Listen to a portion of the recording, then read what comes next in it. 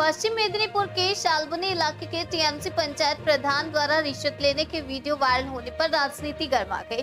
इस मामले में खुद टीएमसी के जिला सभापति सुजय हाजरा ने बताया कि यदि वायरल वीडियो सत्य प्रमाणित हुआ तो अभियुक्त टीएमसी नेता के खिलाफ पार्टी कड़ी कार्रवाई करेगी। ये घटना पश्चिम मेदिनीपुर के शालबनी ब्लॉक के बाकी बांध पंचायत की है, जिस वीडियो में यह देखा जा रहा है कि पंचायत प्रधान धनंजय महतो एक व्यक्ति से खुलेआम रिश्वत ले रहे हैं।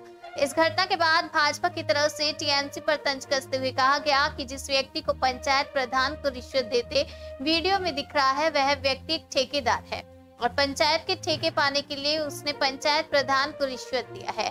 किंतु इस वीडियो के वायरल होने के बाद टीएमसी पंचायत प्रधान ने सफाई देते हुए कहा कि उन्हें व्यक्तिगत काम के लिए कुछ पैसे की जरूरत थी, इसलिए उसे व्यक्ति से उधार में पैसे लिए।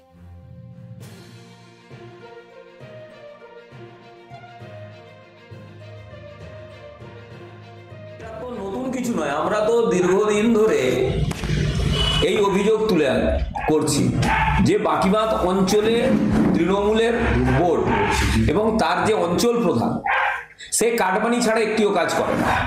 আজকে সেই ভিডিও চোখের সামনে এসেছে, বাকিবাদ অঞ্চলের মানুষ দেখবে, সাধারণ মানুষ দেখবে যে একটা কাটমানিখোর জালিয়াত অঞ্চল প্রধানকে তারা প্রধান করেছে।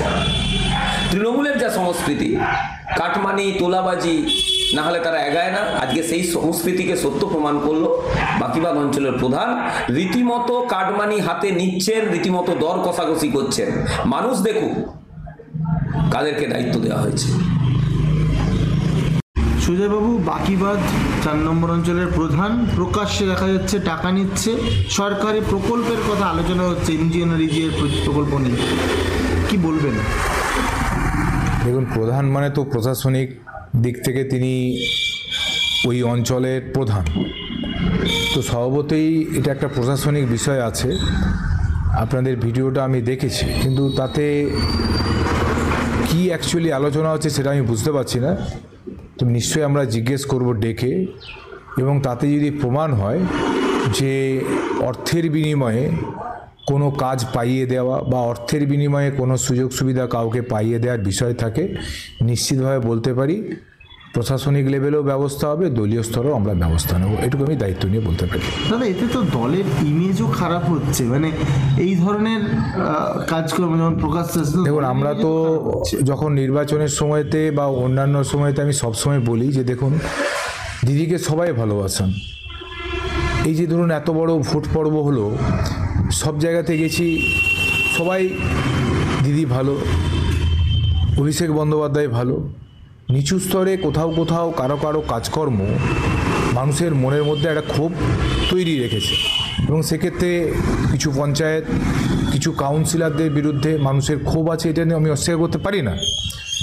ঠিক কোন জায়গাতে ক্ষোভ, কী কারণে মানুষের ক্ষোভ, সেটা আমরা পর্যালোচনা করব, এবং এই পঞ্চায়েত ত্রিস্তরীয় যে পঞ্চায়েত স্তর আছে, এই স্তরে যাতে সবাই একদম সুন্দরভাবে পরিষ্কার পরিচ্ছন্নভাবে মানুষের কাজ করে, সেই কথা বারবার আমাদের নেতা অভিষেক বন্দ্যোপাধ্যায় বলেছেন।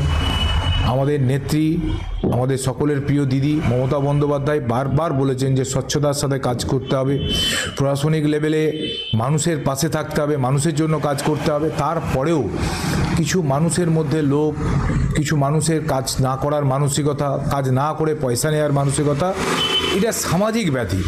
তো এর থেকে আমরাও চেষ্টা করছি, আমি তো নিজে প্রথম দিন থেকে এর থেকে যাতে সবাই বিরত থাকে তার জন্য দেখুন আপনাদের অন ক্যামেরা ঠিক যেরকমভাবে আমি যেদিন প্রথম সভাপতি হয়েছিলাম সেইভাবে আমি বলেছিলাম যে তৃণমূল কংগ্রেসের নামে কেউ পয়সা চাইলে দেবেন না, যদি কারো কোনো বিষয় থাকে আমাকে অভিযোগ করবেন। ঠিক একইভাবে নির্বাচনের সময় তো আপনারা দেখেছিলেন, আমাদের দলীয় যখন মিটিং হয়েছিল আমি সবাইকে বলে দিয়েছিলাম জোরাত করে, কেউ এই নির্বাচনে খরচ করতে হবে বলে, নির্বাচনে খরচ লাগবে বলে কারো কাছ থেকে চাঁদা নেবেন না, কাউকে পয়সার কথা বলবেন না। যদি আমার কাছে অভিযোগ আছে, যার বিরুদ্ধে অভিযোগ আসবে তার বিরুদ্ধে কিন্তু আমি কড়া ব্যবস্থা নেব, এবং আমার মনে হয় সেটা সবাই খুব সুন্দরভাবে ফলো করেছেন। এটাই হওয়া উচিত, কারণ নির্বাচন আসা মানে কেউ ভাবে যে একটা সুযোগ চলে এলো, কোনো একটা দলের কর্মসূচি মানে কেউ কেউ ভাবলো যে আমার একটা সুযোগ চলে এলো, আমি বিভিন্ন জায়গা থেকে পয়সা তুলি। সেই যে মানসিকতার পরিবর্তন করতে হবে, এবং গত কয়েক বছরে আমি এটুকু দায়িত্ব নিয়ে বলতে পারি সেই মানসিকতার বেশিরভাগ ক্ষেত্রেই পরিবর্তন হয়েছে।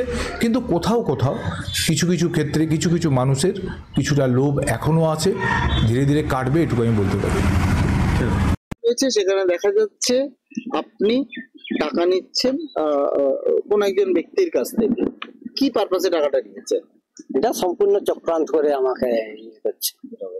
যেই ভিডিওটা দেখা যাচ্ছে এই ভিডিওটাতে আপনি, ছবিটা আমি, আচ্ছা ওটা আপনার অফিসের? হ্যাঁ, ভিডিওটা আপনার অফিসের ভিডিও? আচ্ছা, তো মানে তাহলে কিভাবে চক্রান্ত হলো, কেন চক্রান্ত করলো, কারা করলো?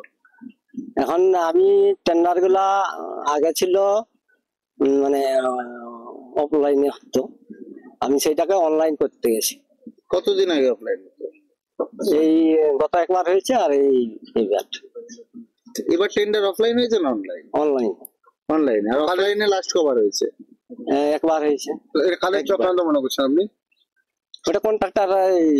টাকাটা নিলেন কেন? টাকাটা আমি নিইনি তো, এটা সম্পূর্ণ চক্রান্ত করে। ভিডিওটাতে দেখা যাচ্ছে ভিডিওটা চক্রান্ত করেছে। ওটা বলছি না, টাকাটা তো আপনি হাতে করে নিয়ে রাখলেন, ওটা কেন নিলেন? ওটা চক্রান্ত করে কেউ যদি ওইটা ইয়ে করে, আচ্ছা, চক্রান্ত করে আপনাকে টাকাটা দিল, আপনি টাকাটা নিলেন? চক্রান্ত করে আপনাকে টাকাটা দিল, আপনি টাকাটা নিয়েছেন? না না, আমি ওইভাবে টাকা টাকাটা তো নিলেন, ভিডিও দেখা যাচ্ছে ওইটা সম্পূর্ণ চক্রান্ত করা। আমি শুনুন একটা কথা বলছি, ভিডিওটা চক্রান্ত করে, কিন্তু টাকাটা আপনি কেন নিয়েছেন?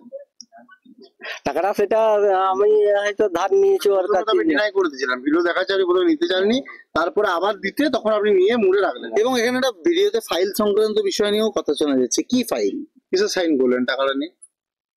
ফাইল তো সেরকম আমাদের কাছে যেটা অভিযোগ আসছে যে কন্ট্রাক্টরদের কাছে টাকা নিয়ে আপনি যে টাকা ছাড়ার যে সেই কাগজে আমি সাইন করেছি। না না, আমার অনলাইনে আর টাকা দিবে কেন?